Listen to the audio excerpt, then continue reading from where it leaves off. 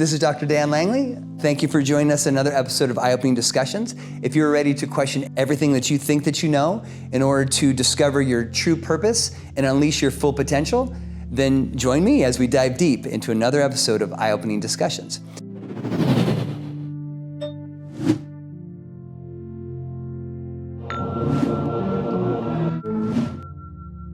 We've been talking about the Trivium for the last couple episodes, and to me, I get super excited about the Trivium. It's an ancient method of learning that has been passed down through time immemorial.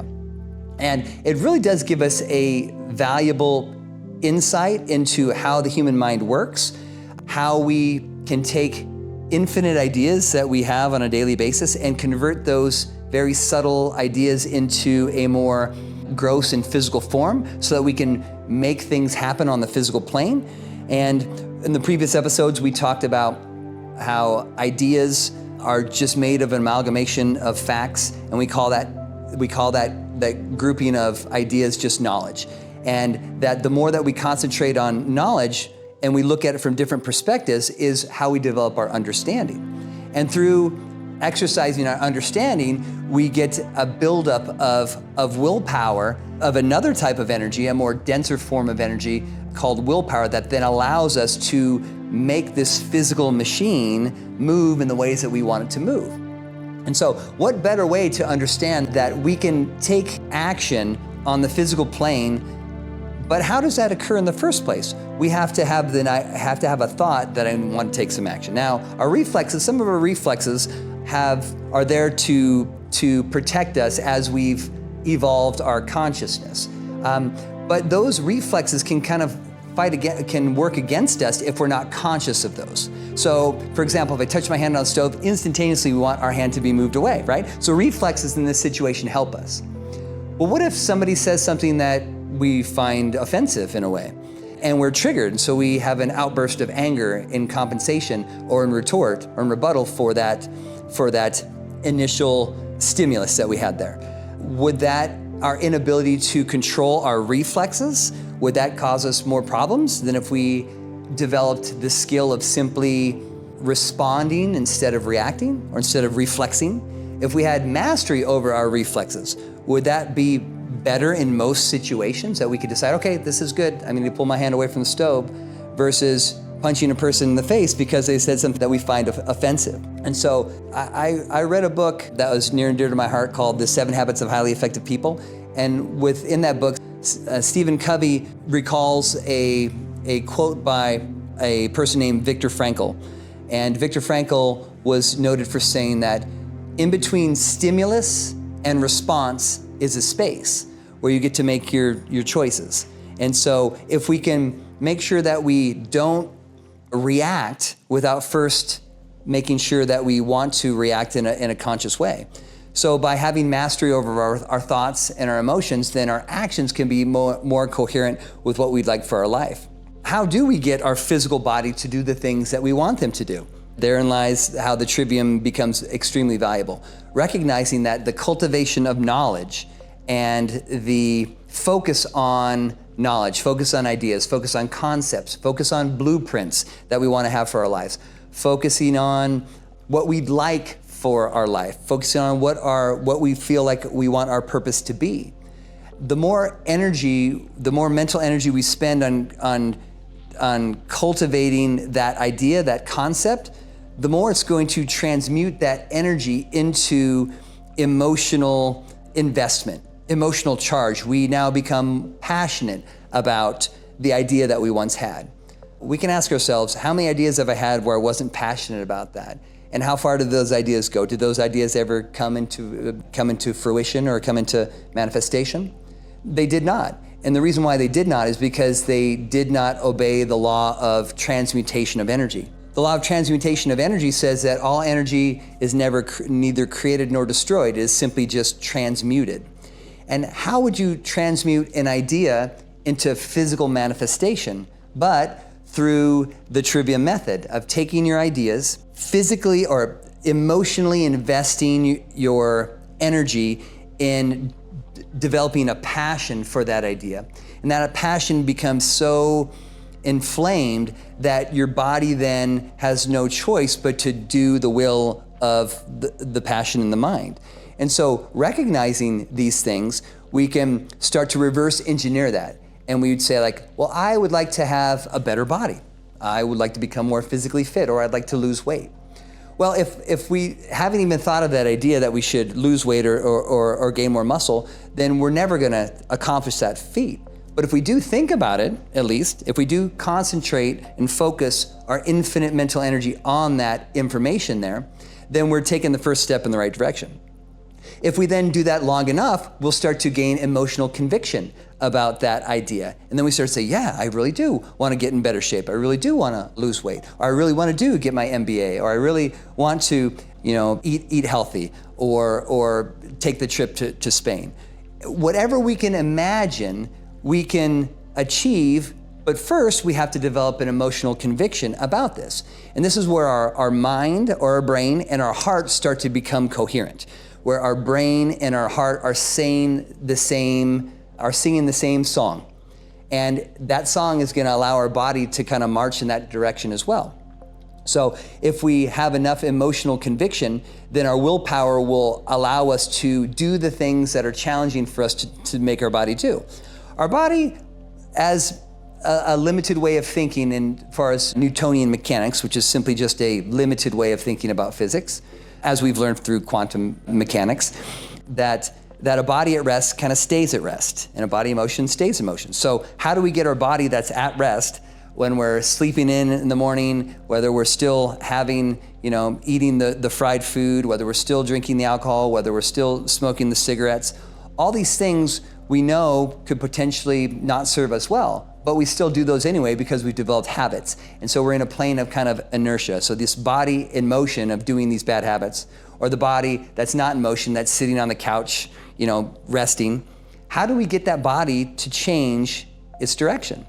And so we have to meet that stasis or stagnation or those bad habits with a large amount of emotional conviction that allowed us to acquire those in the first place.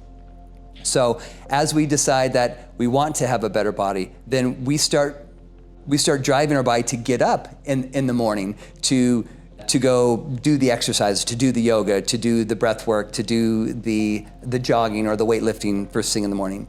The emotional conviction allows us to say, hey, when we look at the foods that we're putting in our body, we say, should I be eating this? And if we're not emotionally convicted enough, we're just gonna put it down our pie hole.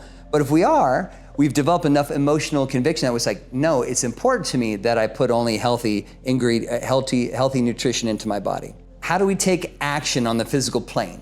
And if we've cultivated knowledge and we've developed understanding, then taking action on the physical plane is just a side effect of the previous causes that were conducted there.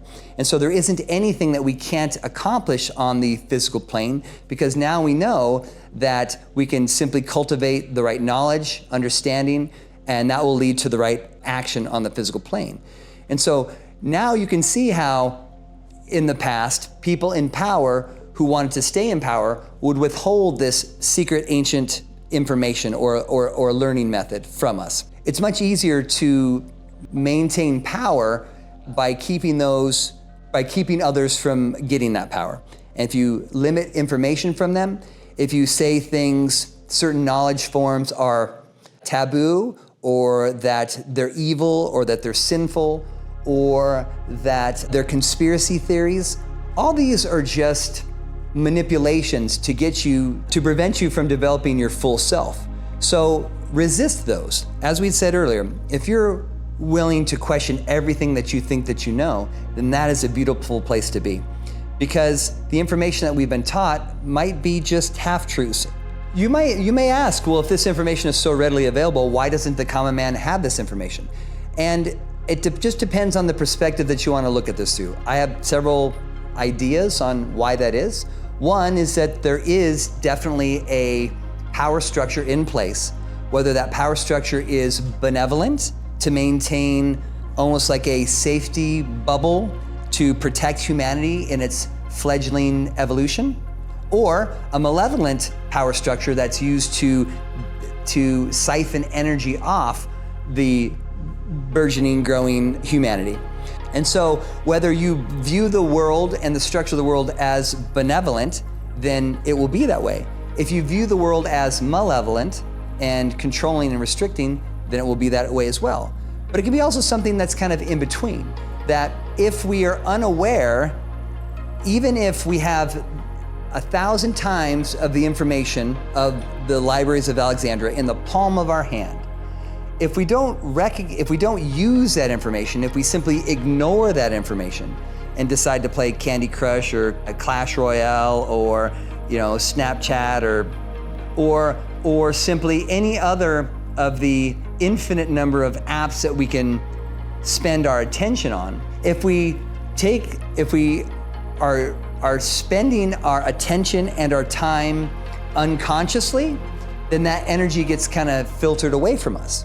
And so we have to recognize that one of our responsibilities is we have to understand that we have consciousness. That's all we are. It's just this infinite sea of consciousness. And if we are unwilling or unable to focus that consciousness on something that's meaningful, something that's purposeful of our choosing, then we will never accomplish it. So asking ourselves questions such as, why am I here? What is my purpose? Is one of the best ways to simply take the infinite potential of our consciousness and focus it down to at least a segment of infiniteness that we can then say, okay, wait a second. Here's what I'd like to accomplish. Here's who I am. And by simply practicing that ability, we learn discernment about where we need to spend our attention and our time. And if we believe that there is a malicious, malevolent, controlling hierarchy that's trying to distract us by trying to deplete our consciousness, try to deplete our energy, try to deplete our focus by things that don't really contribute to the betterment of ourselves and or to mankind or humanity or the earth, and are just simply for entertainment, and that entertainment is a form of siphoning our energy off of us, then we'll simply have our energy siphoned away, and we'll never be able to discover what our purpose is or unleash our full potential. And so by simply recognizing that, we have an alternative, we can become more conscious, whereas most of humanity is at an unconscious state. This isn't bad, this just is a state of being. We've either come here and lulled into a state of unconsciousness where we don't recognize the power that we have. And we've abdicated that, and we've relinquished that power that we have, each one of us, each and every one of the 8 billion people plus that are on this planet have infinite power within them. But if they're unaware of that because they've either been taught through religion or through authority or government or school that we are these insignificant organic automatons that have no power, that our power lies outside of us, then they'll keep siphoning the energy away from us. But once we recognize that and not see that as necessarily something malicious or malevolent, then we can look to say they were just supporting me until I was conscious enough to regain my power. They were simply using the energy that I wasn't using. And now that I know that I have this power, I'm going to start learning how to cultivate this power. I'm going to start to learn how to focus my infinite consciousness on ideas, on concepts, on what my own individual purpose is. And the great news for humanity is that we got 8 billion individuals that have the ability to start focusing their own consciousness and stop abdicating that responsibility to government, to religious institutions. And we recognize that we are the savior that we've been looking for. And that way we can start to create from a position of power, because we've now reclaimed our power. We've reclaimed the knowledge of how the cosmos works and how we are part of that cosmos. We've reclaimed and developed our discernment for how we can apply this newly formed, this newly rediscovered power on different levels of existence, from a physical existence to an emotional existence to a mental existence. We can create on all 3 levels of existence. And this is just the start. This just allows us the basic skills to transform transform ourselves as a person, transform our communities, and eventually transform our reality into the reality that we're looking for. But when we look around and we see all the destruction, the mayhem, the disharmony that's going on there, we can also see that there's lots of beauty and kindness going on as well. So what we focus on will definitely materialize. So if we say that we are a newly rediscovered fractal of the source of creation, and we take on that responsibility to start creating from a perspective of love and from harmony and from unity, then there is no doubt that that's exactly what will happen. So when we look around and we see, do we like the reality that we're in? If not, then the great news is that we're the ones that will change that on an individual basis. And the way that we do that is by sharing information, not by withholding the information from each other.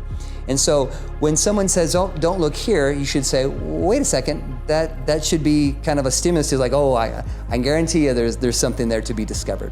And so cultivating that inner spark of curiosity, that the vibration of curiosity is a higher vibration than the vibration of fear. And in order for us to move out of the vibration of fear into a vibration of love and gratitude, then an intermediary is necessary. And in this situation, we got a couple that we can choose from. We can choose from curiosity, which is simply saying, I don't know about that. I need to ask a few more questions. The Toltecs have some agreements that they use to help govern to organize their civilization. And one of those was the fifth agreement called be skeptical and ask questions. And so at any time, the idea of curiosity, you should be cultivating that fire. And you'll learn that there's things in reality that you had no idea that you were excited about. And by being curious about all that there is to offer in life, we can start to learn what our purpose is, and we can start to learn what our superpowers are. And so if you're like me, the more I started looking into everything that I had questions about and not being deterred from any external source, the more happiness I discovered in my life. And I'm supremely confident that if you just simply ask questions, be skeptical of the answers, but be open also to alternative points of view and perspectives. Because ultimately, we're here to discover what our purpose is and then to create the type of world that we're looking for. The information that we have been taught may not be the full information.